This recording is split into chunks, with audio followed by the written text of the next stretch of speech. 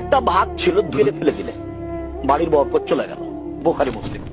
এই হাদিসটা এখন বুঝাতে পারছি কিনা আপনাদের, আঙ্গুল চেটে খেতে হবে, প্লেটটা চেটে খেতে হবে, আপনি মানতে বাধ্য।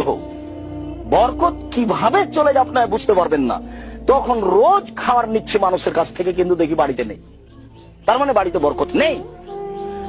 আর দেখি ওই যে 15 দিন আগে চাউল নিয়েছিলাম 20 কেজি, এখনো আছে, শেষই হয় না, তার মানে বরকত আছে।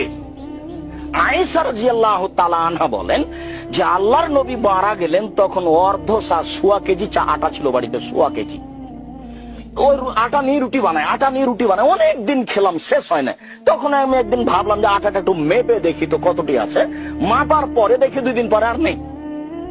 চলন্ত জিনিসটা মাপবেন না। ওই যে 20 কেজি চাউল পেয়েছেন, 2 দিন খাওয়ার পরে আর মাপবেন না যে কতটি আছে, মাপলেই 2-3 দিনে শেষ হয়ে যাবে।